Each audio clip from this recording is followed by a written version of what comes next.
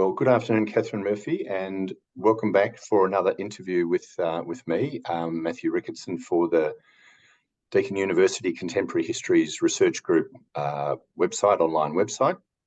And I'm sure you remember, a couple of years ago we spoke about your last quarterly essay, The End of Certainty, written right in the middle of the maelstrom of the pandemic, the global pandemic, which began in 2020. And your most recent quarterly essay, which has just come out at the end of 2022, is entitled Lone Wolf, Albanese and the New Politics. And so I'm just wondering if we can start by asking you what you were aiming to do with the latest quarterly essay. What was the main thing you were trying to get down on the page, if you could? Well, it's a bit like the earlier essay on Scott Morrison, Matthew, to the extent that it's they were both sort of conceived as pen portraits of leaders, of prime ministers, in sort of immersed in particular events. So with the Morrison one, obviously it was, a portrait of a prime minister in the middle of a pandemic. And with the latest one, which is Albanese and the New Politics, it is, as the title suggests, there's a new Labor Prime Minister, but it was a pretty remarkable election result in May. And the commissioning editors were keen on something that was sort of substantial about Albanese, because his Australian voters are still coming to terms with him or getting to know him as Prime Minister, even though he's been around in politics for quite a long time. He wasn't massively well known. And so it was envisaged that this would be the sort of first kind of long form piece on him post-election victory. But also they were very interested in the implications of the election result and the realignment in the Australian community in terms of voting patterns and habits. And so it was envisaged that it would be a piece about the new Prime Minister in this sort of matrix of changing tribal allegiances, i.e. the diminution of tribal allegiances, the interest in independence and other political actors outside the major parties, and then how would this Prime Minister navigate those mega trends, and also the specifics of this progressive parliament that Australians voted for on the 21st of May. So one of the things that struck me in reading it was a point you made about how the new Prime Minister is kind of navigating this quite narrow path between, on the one hand, wanting to, if I've got you right, on the one hand, wanting to signal a very clear step change between the kind of politics that he and his government want to pursue in this new Parliament and the way it was under the old Parliament. Hence needing to be and wanting to be respectful and engage with the Teals and with the Greens and with the other crossbenchers in a genuine way. So, in other words, not just sort of dumping on them. That's on the one hand. And on the other hand, to the extent that he is successful in that, there's also some risk in that what then happens to that, those Teals and Independents and Greens, if they get much, much stronger, obviously they kind of overtake Labor. But if he kind of either pushes them to one side or sidelines them or in some way engineers their demise, that's a problem too. So I'm just wondering if you can tease that out a bit, because it struck me as a very interesting kind of observation about what's happening right now. Yeah, well, it is. There's sort of so many contradictory forces sort of acting on this parliamentary term simultaneously. If that makes sense. I wanted to sort of capture a couple of things in terms of Albanese's kind of ambition, which is to sort of reinvigorate major party politics in some way by, as he says, being a decent government, governing competently with an agenda. It struck me as such a flex, as the kids say, right? That at a time of where everything points to, all the evidence points to the major party system or big tent parties being in terminal decline, right? That's what the voting trends would lead us to. Would lead us to that conclusion, that Anthony Albanese, nonetheless, the Labor man that he is, thinks that a decent government can reinvent the major party project, at least for the Australian Labor Party. So that's a sort of a spine in the piece, that he thinks he can see the conditions for some sort of a revival. But at the same time, as he thinks that, and Anthony Albanese always has a bit of a multiverse in his head, he can also see that, in strictly sort of transactional terms, and politics is transactions, that while ever the teal buffer state exists between him and the Liberal Party, the Liberal Party will struggle to form majority government. So it is in Labor's interests to validate, the people's voting inclinations in that sense. So hence you see this sort of manifest in gestures of inclusion. He's constantly including these people in, quite intimately in terms of policy formulation, in terms of the government's agenda. And that's a bit of an overhang of the 43rd Parliament, but I don't know if we'll talk about that or you'll ask me that, but one of the 43rd Parliament being Rudd Gillard government.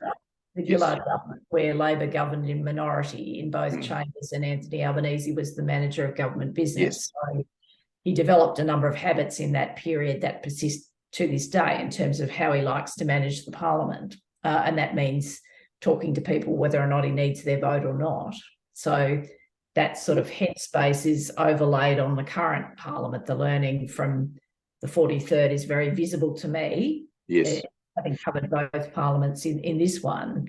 So, but as you say, Matthew, sort of tracking back to your point, which is that at one level, it's like who's, that expression, biting the hand that feeds you. I'm not sure who's biting and who's feeding. It's sort of, it's complex because obviously,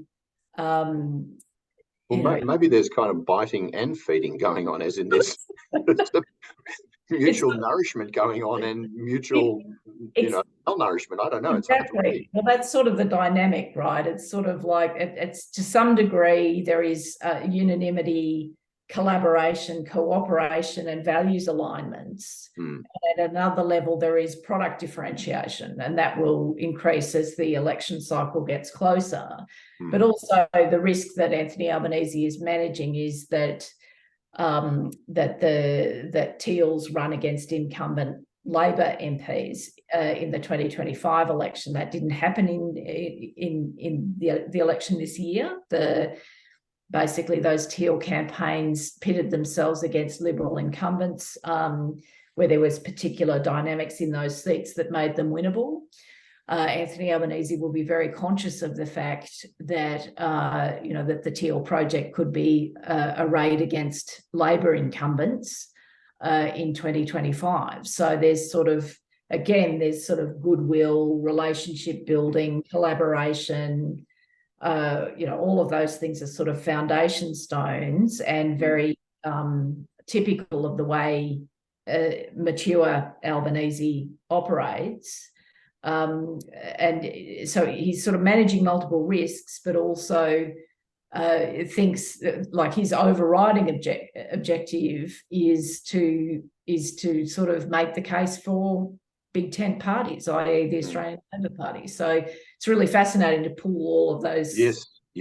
And to the extent that you can, or one can read it or interpret it, he appears to be acting out of a sincere belief and in good faith. And I kind of say those words and I immediately think of all sorts of things about government and politics of the last decades that have been the exact opposite of that. And so you find I'm a little bit sheepish about saying that, but my observation is that from afar, that he does appear to be sincere, and he does appear to be acting in good faith, understanding politics, tactics, the transactions, all of those things, but within those kind of constraints, to be acting out of those impulses which are deeper impulses and more deeply held beliefs. Do you agree with that, or do you have another view?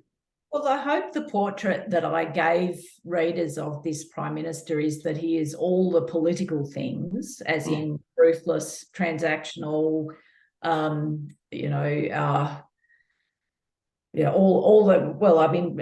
the political things now has a sort of negative connotation because of, what the sort of atmospherics you're describing, Matthew. It's sort of like, all the political things doesn't sound like a compliment, but anyway, he is all the political things, but he is also all the human things. Yes. And he's sort of not a political figure who has cauterized his emotions. Yeah, that comes through strongly. Or entered the arena with no emotions, like at the sort of more sociopathic end of the scale, which you do periodically see in politics. So it's sort of like he is this strange amalgam, really, of the ultimate political animal, first, foremost, and always, but also this person who seeks genuine points of connection with others, regardless of who they are, where they come from, whether they're useful to him or whether they're not. He hasn't shut down his humanity. It's still very present, and it's present in his politics. And then that sort of then filters into this, some habits he had to learn, I guess, in terms of managing a diverse group of people. Again, if we sort of just think about the 43rd Parliament again for a minute, he had to learn those skills, but they are sort of intrinsic to him. Those skills, it's where he operates, or where he sort of has, gets a real sense of his mojo. He's in those environments where he's got to find connection points with others, and then sort of use them as the beginning of relationships, as well as just sort of the transactional kind of element of it. Like, again, if we sort of compare the two essays, Matthew, if we think about the two types of politicians, there's an anecdote in the Morrison quarterly essay that Nick Xenophon narrates about trying to find a moment where he and Scott Morrison might be able to just have a coffee and have a conversation as two parliamentarians with no agenda. And Morrison shuts him down completely and says, "I'm strictly transactional, mate," right? So there's that sort of archetype in politics. But Anthony Albanese he's obviously a cultivator and a collector of a network, but he's also genuinely interested in people and making connections with people. And he plays a long game with that. He has friendships that have spanned much of his life, and some relationships with people you would never expect them actually to be to know one another, but yet you discover this very often when you write anything about Anthony Albanese, is that he has an incredible network, and a lot of those are predicated on human values rather than transactions. Okay, that's good, thank you. So just to, if you like, continue that, thinking about the current quarterly essay and the previous one, there's a sense I had obviously I read the previous one and I've read the current one. There's a sense in which there are many great strengths of the quarterly essay as a form, in my humble opinion. Vivid reportage. People who write them tend to have really good access to the various people they're writing about, so you get that current sense of what's happening right now, and you've got a little bit more time to reflect and to make an argument, and so on and so on. So those things I think are all really both present in this and other quarterly essays. On the other kind of side of the ledger, though, and there's this sense of when you're writing them, or what I'm asking you, I guess, that you're in a kind of eternal present, that and your visibility or your vision for what's before is limited, of course. And so reading the previous one, thinking about the previous one, having read this one, there was that it seemed to be in that exact moment in 2020 after the pandemic arrived, and in a sense, the 6 months or so that Scott Morrison was at his best during his prime ministership, and did the things that he did best during that period. You write the essay, and shortly after, he kind of appears to revert to type, and the hill, goes down the hill and so on, to his bloody demise in May 21 this year. And then you've got what's happened this year, and you've documented that all in the current one. What are your reflections on that, as a journalist and as a writer, of trying to write about stuff? Yeah, well, yes, exactly. And tricky stuff at that. Write about stuff. That's what we do. That's a beautiful definition. No, look. First thing to say is I love the format. Obviously, it's a privilege to be able to write these things, and I enjoy the format very much. In terms of the difficulties of the format, it is, as you described, Matthew, and I was acutely conscious of that in both of these essays, that like at one level you take the long view on your subject, but you can't look forward. You do not have a crystal ball. You don't know what's going to happen in 3 months' time, or whether some dreadful scandal takes them out, or whether, as I think you expressed it in relation to Morrison, he reverts to type. You can't know those things. So you've sort of got to, and I've written both of these sort of near the beginning of terms of prime ministers. And a number of colleagues have said to me, "Oh my God, that's so hard, because you can't know the future, and then how do you sort of make sure you've got the tone right, and all this sort of stuff, right?" Well, of course, you can't know the future, and you can't know if you've got the tone right. You can only diligently record, what you can see before you, and then use your skills and experience to try and extrapolate what might come next. In terms of the Morrison essay, I guess what a number of people would say now about that in retrospect is it was too soft. I think what I was very, very keen to do, and still I think believe I did, was capture a period in history that I knew we would move on from very quickly. And I myself wanted to record those factors and how Morrison operated at that time, almost even as a selfish act, almost for myself, because I knew that the pandemic had sort of picked up the world and put it down in another place, and many things were being reshaped, and very rapidly. And I saw those things that I documented. Yes. I bore witness to those events, and I wanted a record of that. I wanted to have that time preserved for, we're discussing this in the context of history. Obviously, I'm not a trained historian, and I wouldn't pump up my own tires ridiculously to suggest that I am. But I had a very, very acute present sense of responsibility writing that piece, that these things I saw, and this could be valuable to people down the track.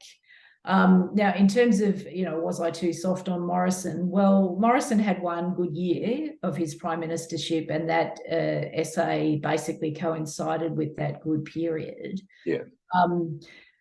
I became much more critical of Morrison over time because the prime minister left me with little choice. If there was a wrong way to do something, he took the wrong way consistently. In order to be a political journalist, you have to be a reasonably patient person. And I think, obviously I became more forward-leaning about identifying Morrison's character failings and his failings as a prime minister, because he gave me much more material, obviously. And in terms of my basic supposition of, the sort of pen portrait bit of the Morrison essay, of that pandemic essay, the thing about him, the conclusion I made about the Prime Minister borrowing from Gertrude Stein was there's no there, which for me, as a political journalist and a person who cares about politics and democracy and society, that's probably one of the more serious charges I could level against someone, really, is to say that there is no core to this person. Yes. And it was sort of like, so, yes, look, is it too soft? Possibly it is. Possibly I gave him too much benefit of the doubt, but I wrote what I saw, and I felt very responsible for doing that as accurately and carefully as I could. Yeah. Well, look, I don't need to rush to your defence, but I do think, I think those things you said earlier, where you say it's important to document what's happening at that time. I haven't read everything about the pandemic that's been written, but I've read a fair bit of it and seen a fair bit of it over the last 3 years. Quite a bit of that material in my memory that was in that section where you were reporting the immediate initial response, by Brendan Murphy, the Chief Medical Officer, by Christian Porter and others. I'm pretty sure I hadn't seen it elsewhere at the time, and I don't think I'd seen it much elsewhere since. So in that sense, that it does and they weren't kind of meaningless facts. They were meaningful facts and documenting and so on. So that I think is all good.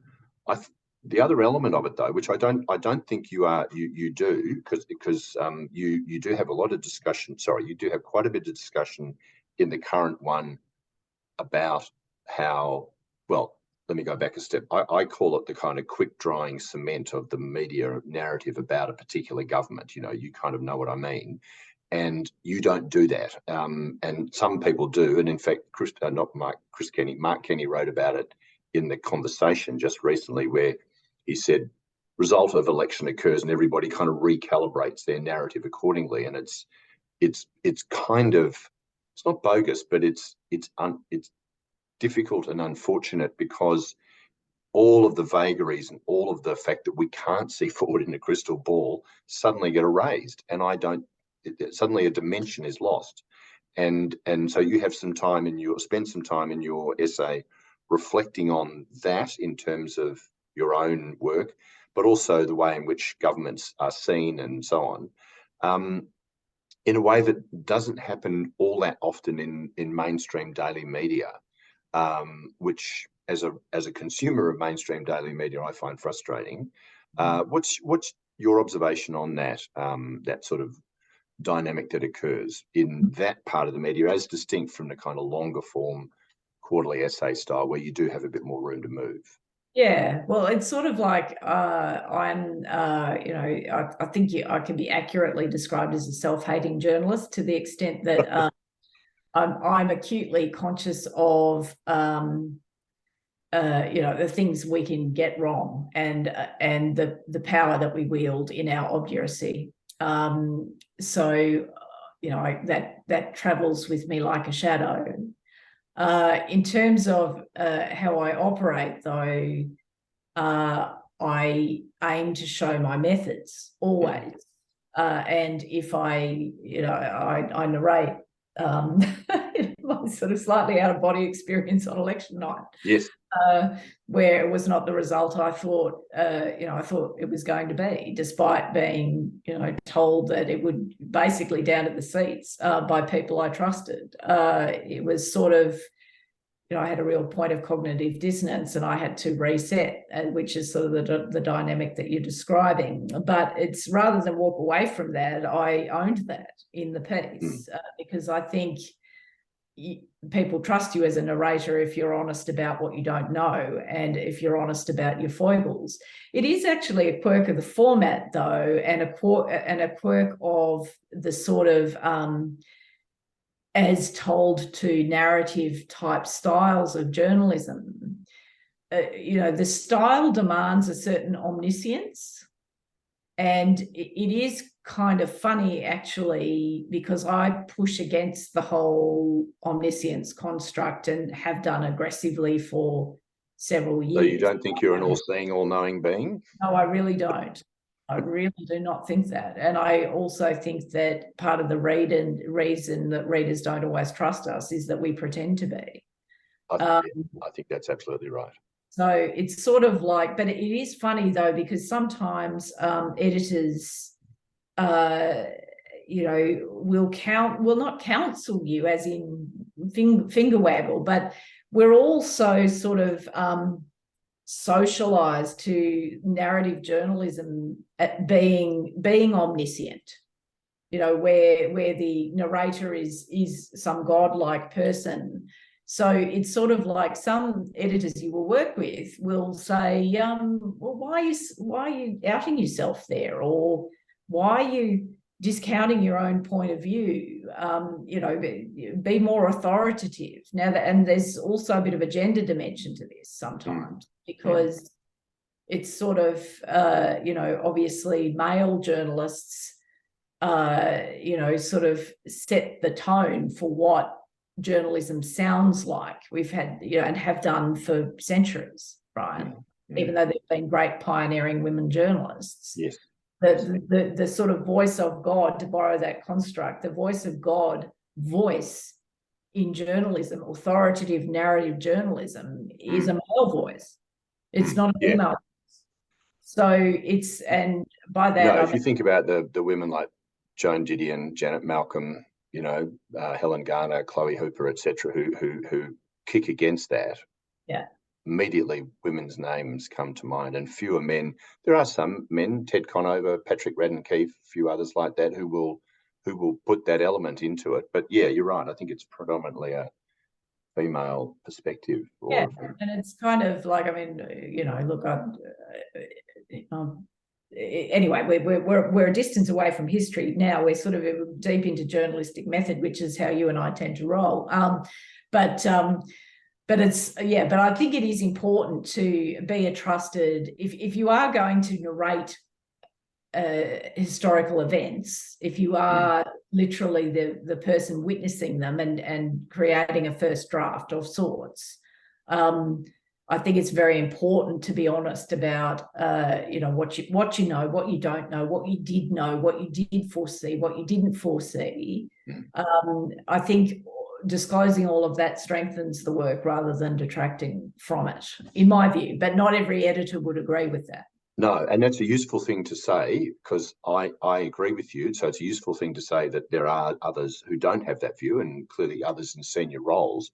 But just thinking about the historical or our contemporary history colleagues in this context, I mean, there is all that value to to documenting what's happening in front of you.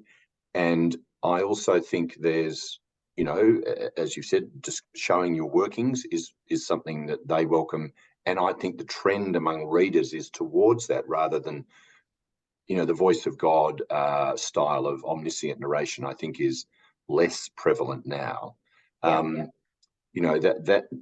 because one of the things, and perhaps we might end on this, on your thoughts on this, but one of the things about that, and I'm not going to name names and so on because I haven't done enough of the work, but there are people who've written this kind of, whether you call it contemporary history or long form journalism, where the trap is that they write book A and they come along and write book C and D and so on, and they impose this kind of omniscient structure and narrative voice on each of them, and getting from one to the next, you don't know how they've done it. They've just put that on top of it now.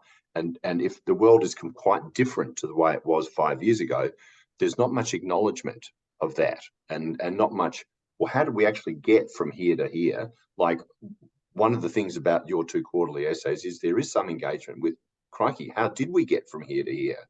Which, that is not the case in some of the other others who write this kind of book-length journalism about contemporary events and try and put it into a larger frame.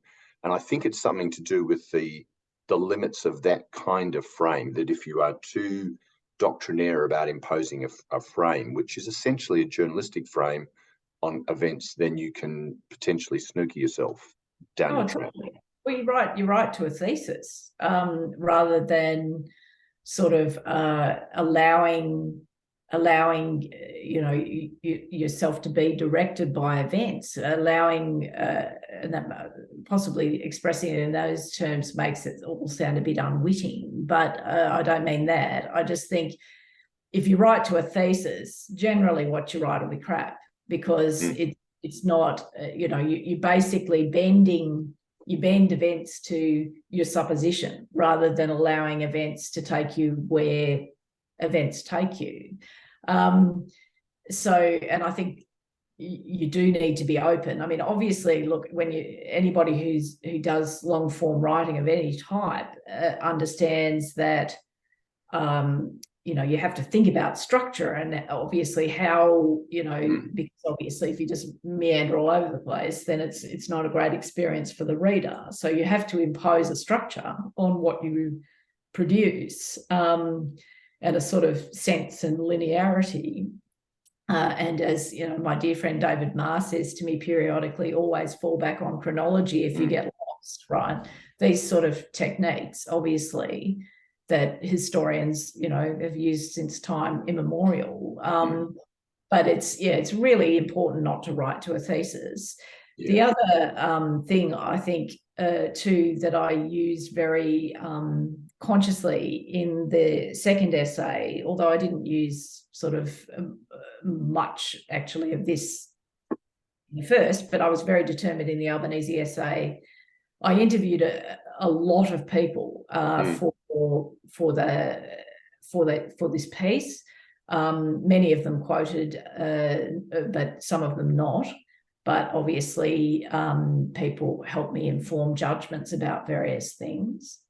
But I did set a rule with the Albanese essay that there would be no blind quotes, there would be no unattributed material, that whatever people were going to say about the Prime Minister, they were going to say it on the record.